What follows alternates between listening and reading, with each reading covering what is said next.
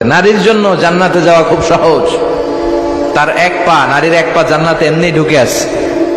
আর কিছু কাজ করলে, 4টা কাজ করলে বাকি পাটাও জান্নাতে ঢুকাই দিবে কে? বিশ্বনবী বলেছেন 4টা কাজ যদি কোনো নারী ঠিকঠাক মতো এই দুনিয়ার বুকে করতে পারে, আল্লাহ তাআলা 8টা জান্নাতের দরজা ওই নারীর জন্য খুলে দিবে। 1 নম্বরে বিশ্বনবী বললেন, আল মারআতু ইযা সাল্লাত খামসাহা, কোন নারী যদি 5 ওয়াক্ত সালাত সময় মতো আদায় করে, ওয়া সামাত শাহরাহা, রমজানের রোজাগুলো ঠিক মতো রাখে, আতাআত বালাহা, স্বামীর আনুগত্য করে, ওয়া হাফিজাত ফুরুজাহা, নিজের লজ্জাস্থানের হেফাজত করে। 4টা, কয়টা?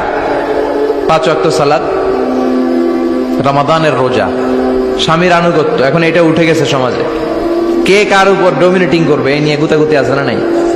কে বড় হবে, কে মশারি টাঙ্গাবে রাত্রে, কিলাকিলি আছে না নাই? হাজবেন্ডকে তুই টাঙ্গা, স্ত্রী কয় আমনে টাঙ্গান, আছে না নাই? আনুগত্য নাই, ছোট্ট খাট্ট বিষয় নিয়ে কিলাকিলি। এজন্যই ফ্যামিলির মধ্যে শান্তি নাই। আমার বোনেরা, এই যে মহিলা সমাবেশে আসছেন, যাদের বিয়ে হয়েছে, হাজবেন্ড পেয়েছেন, এই হাজবেন্ড আপনার হীরার টুকরা, এটা আপনার জান্নাত। বিশ্বনবী বলেছেন, আল্লাহ ছাড়া কারো পায়ের সামনে যদি সিজদা দেওয়া জায়েজ হতো, সবগুলো নারীকে বলতাম স্বামীর পায়ে সিজদায় লুটিয়ে পড়ো। আল্লাহ ছাড়া যেহেতু কারোর সামনে সিজদা দেয়া যায় না, তাই আমি এটা বলি না। যদি জায়েজ হতো, সব নারীকে বলতাম স্বামীর পায়ে লুটিয়ে পড়ো, স্বামী তোমার জান্নাত। 5 ওয়াক্ত সালাত পড়বেন, রমাদানের রোজা রাখবেন, স্বামীর আনুগত্য করবেন, নিজের লজ্জাস্থানের হেফাজত করবেন, নিজের সতীত্ব, নিজের সম্মানের হেফাজত করবেন। এই 4টা কাজ যদি কোনো নারী দুনিয়ার বুকে করতে পারে, তার জন্য 8টা জান্নাতের দরজা খুলে দিবে কে? আল্লাহ।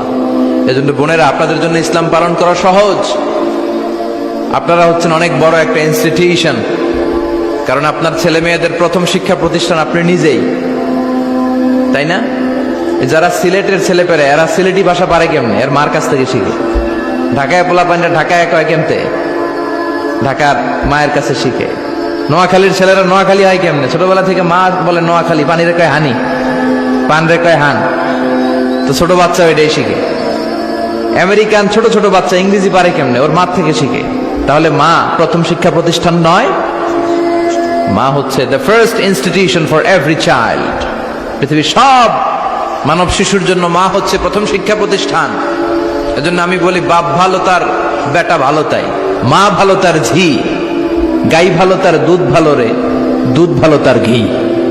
বাপ যদি ভালো তো বেটা ভালো, মা ভালো তো ঝি ভালো, দুধ গাই ভালো তো দুধ ভালো, দুধ ভালো তো ঘি ভালো, তাই না? এই নারীদের পেট হচ্ছে খনি, তেলের খনি, গ্যাসের খনি, স্বর্ণের খনির চেয়ে আমি বলি এটা দামি খনি। এই নারী যদি হেজাব মেনটেন করে, কোরআন পড়ে, সুন্নাহ পড়ে, তাহলে এই নারীর পেট থেকে বড় বড় আল্লাহওয়ালা বেরোবে, দেশপ্রেমিক লোক বেরোবে, ভদ্র, সালেহ, শহীদ, নবী, সিদ্দিক এরা বেরিয়েছে, ঠিক কিনা?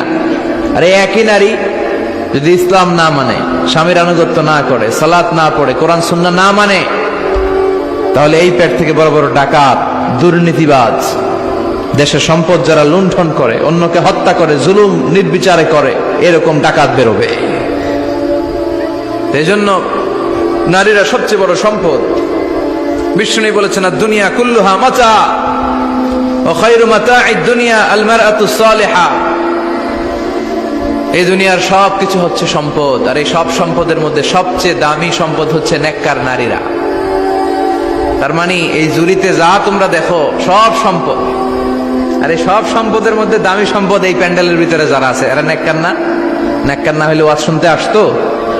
এই প্যান্ডেলের ভিতরে যে বোনেরা, এরা পৃথিবীর সবচেয়ে দামি সম্পদ। এজন্য নিজেকে চিনেন, নো দাই সেলফ। আপনারা যে কতটা দামি, আপনারা যে কতটা সম্ভাবনাময়ী, এটা একটু বুঝবার চেষ্টা করেন। আবার বিশ্বনবী নারীদেরকে অনেক বিষয়ে সতর্ক করেছেন যে খবরদার এগুলো করো না। নারীদেরকে টাইট ফিটিং জামা পরতে নিষেধ করেছেন। আল কাসিয়াত, আল আরিয়াত, আল মাইলাত, আল মুমিলাত। কিছু কিছু বোনেরা এমন টাইট বোরকা পরে, তার দেহের সব উঁচু নিচু ভাঁজ টের পাওয়া যায়, পুরুষরা আরো বেশি আকৃষ্ট হয়। এই বোনদের ব্যাপারে আমি বলি, বিষ্ণু বলেছেন, লা ইয়াদখুলনাল জান্নাতা ওয়া লা ইয়াজিদনা রিহাহা। তারা জান্নাতে তো ঢুকবেই না, জান্নাতের ঘ্রাণও এদের নাকে লাগবে না। এখান থেকে জান্নাতে পৌঁছতে আরো 500 বছরের রাস্তা, এত দূরে থাকতেই জান্নাতের ঘ্রাণ আপনার নাকে এসে ধাক্কা দিবে, তারপর ওই নারীরা জান্নাতে ঢুকতে পারবে না। টাইট ফিটিং জামা আছে না নাই? এখন বোরকার মধ্যে অনেক ডিজাইন, ইদানি এদিকে কিছু ডিজাইন করে পরে, এদিকে করো না, এদিকে করো না, এদিকে করো না, 4টা গম্বুজ বানায় এই জায়গায়, আছে না নাই? এগুলো করে, তো এগুলো করলে তার পর্দার চেয়ে তার সৌন্দর্যের প্রকাশ আরো বেশি হয়ে যায়। এরপরে বিশ্বনবী নিষেধ করেছেন ঝাঁঝালো পারফিউম দিয়ে বেরোতে নিষেধ করেছেন। আমার বোনেরা, নিজেদেরকে ক্লিন রাখবেন, পরিচ্ছন্ন রাখবেন অলওয়েজ। আপনি গায়ে ডিওডোরেন্ট, দুর্গন্ধনাশক পারফিউম দিতে পারেন, তবে সেটা জামার ভেতরে, বাইরে যেন প্রকাশ না পায়। অনেক মহিলা সেজে গুজে বোরকাটা পরে বোরকার উপরে মারে 2টা, আছে না নাই? এই ঝাঁঝালো গন্ধ আশেপাশের যতগুলো পুরুষের নাকে যাবে আপনার প্রতি আকৃষ্ট হবে।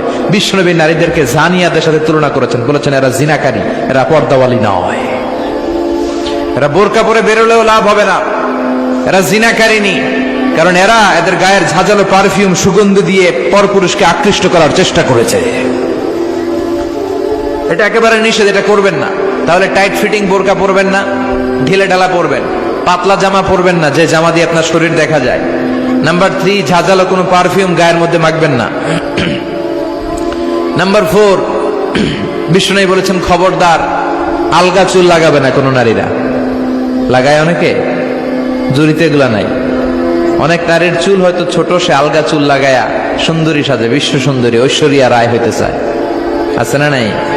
না, আল্লাহ যেটা দিয়েছে ওটাতে আপনি সন্তুষ্ট থাকেন, আলগা চুল লাগাবেন না। এরপর বিষ্ণু ব্রু প্লাক করতে নিষেধ করছে।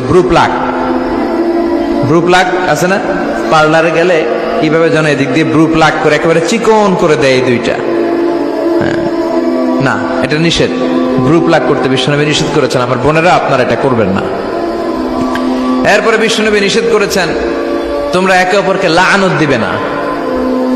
2 কারণে নারীরা জাহান্নামে যাবে বেশি। বিশ্বনবী মেরাজ থেকে এসে বললেন, ইয়া মা'আশারান নিসা, ও নারীরা, তাসাদ্দাকনা, তোমরা বেশি বেশি সদকা করো, দান খয়রাত করো। নারীরা বললেন কেন? আমাদের বললেন কেন?